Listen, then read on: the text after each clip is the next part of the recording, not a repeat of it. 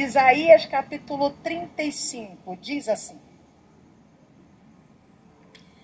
o deserto e os lugares secos se alegrarão com isso, e o ermo exultará e florescerá como rosa. Agora você vai lá para Neemias, capítulo 3, versículo 12, que diz assim: e ao seu lado reparou Salum, filho de Aloés, maioral da outra meia parte de Jerusalém, ele e suas filhas. Amém? Olha para uma congressista bonita que está aí do seu lado. Olha como é que ela está bonita. Nem parece que chegou aqui de madrugada. Olha para ela. E diga para ela assim, ó, não importa o que passou, chegou o teu tempo de florescer.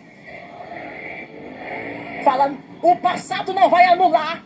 Fala para ela, o passado não vai anular o tempo presente de florescer que o Senhor estabeleceu para você e para a tua casa.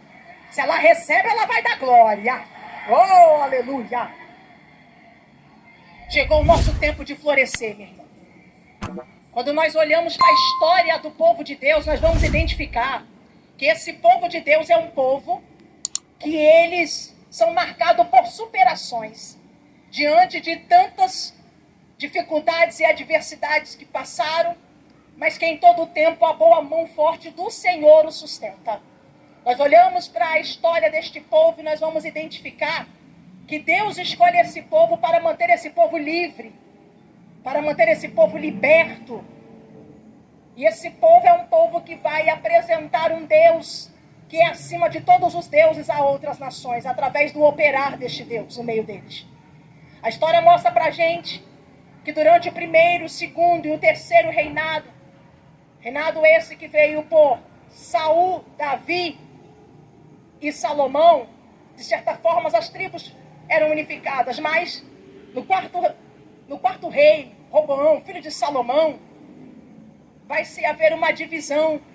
E essa divisão se dá também porque Roboão é alguém que ele decide desprezar os conselhos dos anciãos. Ele decide desprezar o conselho dos mais velhos e se aliançar aos mais novos. E quem não honra quem veio antes nunca vai ter uma história de honra. Quem não consegue honrar quem veio antes nunca vai ter um ministério de honra. E ali começa o declínio. Por quê? Porque não se troca a experiência pela força. E a Bíblia diz pra gente que um desses motivos, e por causa de algumas atitudes que Roboão vai tomar, vai se haver agora uma divisão. Reino Norte, as 10 tribos, fica conhecida como Israel, e Reino Sul, Judá. E a Bíblia diz pra gente que por causa dessa divisão, o povo vai começar a entrar num declínio moral e espiritual muito grande. A idolatria começa a fazer parte do povo. O povo começa a dividir o seu coração, que era para estar voltado exclusivamente para o Senhor. O povo começa a se aliançar com quem não é para se aliançar e vai adotando costumes e cultura que não era para adotar. E Deus vai levantar profetas para poder trazer um despertar e um alerta. Mas eles estão com a mente cauterizada, porque o pecado tem esse poder de cauterizar a mente, endurecer o coração. Então, por causa do orgulho, eles não se curvam diante das profecias que o Senhor está enviando através dos seus profetas para arrependimento. Isso vai fazer com que o Reino Norte seja levado cativo pelos assírios. Logo após, no ano de 597, o Reino Sul é levado exilado também pelos babilônios. Mas a Bíblia diz para a gente que Deus tinha uma promessa de retorno.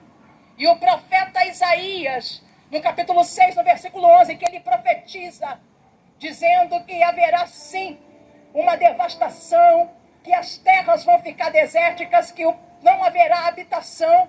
Esse mesmo profeta Isaías vai profetizar também um tempo de restauração.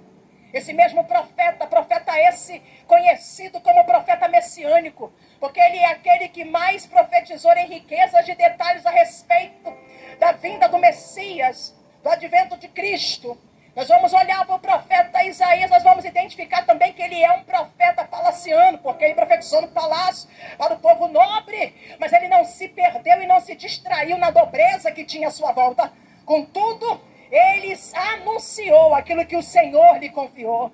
Isaías é aquele que vem dizendo a respeito da chegada do reino de Deus através daquele que é maravilhoso, conselheiro, Deus poderoso, Pai da eternidade, príncipe da paz, aquele que é o Emanuel, Deus conosco, aquele que é Alfa, aquele que é o Ômega, aquele que está aqui com a gente hoje nos fortalecendo, mas também já está garantindo a força para o nosso futuro.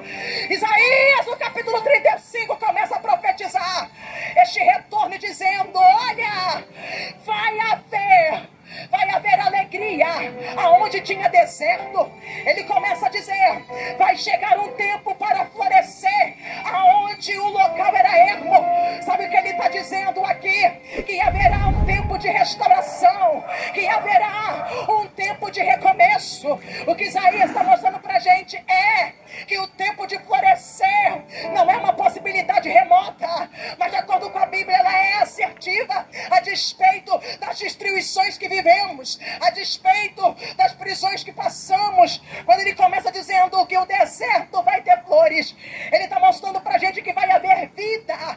Por quê? Porque é através das flores que se costuma a ter outras flores, por causa da semente que é espalhada. É só a flor que é capaz, é só a flor que tem a possibilidade de gerar outras flores, por causa que pelo vento a semente se espalha. Então há uma preservação, um desenvolvimento da espécie, um crescimento da espécie. O que ele está dizendo é que não vai haver uma flor. O que ele está dizendo é: pode começar com uma, mas não vai ficar com uma. Pode começar com uma, mas vai ter crescimento, mas vai ter desenvolvimento. E quando eu estava orando ao Senhor sobre esse tema, sobre esse texto, o Espírito de Deus falava comigo: entende, Jennifer, que uma flor, quando ela desabrocha, ela não fica limitada nela, vai se espalhando a semente, o pólen vai se espalhando e outras flores vai surgindo para que a espécie seja preservada. Deus dizia para mim: diga às minhas filhas congressistas lá em Abreu Lima que o que eu estou depositando nelas aqui não vai ficar limitado nelas. O que eu estou depositando nelas aqui não vai ficar concentrado nelas. O que eu estou depositando nelas aqui, além de alcançar quem está à volta, vai ter preservação da espécie, ou seja, vai alcançar a tua descendência. Segure a mão dessa menina que está do teu lado, segura, e diga para ela: o que Deus está derramando em você não vai ficar limitado em você, vai desaguar sobre teus filhos, vai desaguar sobre os teus netos, vai desaguar sobre a tua descendência. Eu já posso sentir a glória de Deus aqui, eu já posso sentir o Todo-Poderoso agindo aqui neste lugar. A tua descendência, a tua descendência não vai ficar perdida. Quem é mãe, quem é avó, coloca a mão no ventre aí, coloca. E quem não é e quer ser, coloca também. Porque Deus está tomando na minha boca para dizer: eu não abri teu ventre para gerar escravos, mas para gerar profetas. Para gerar profetas. Para gerar profetas. Para gerar profetas. Ai!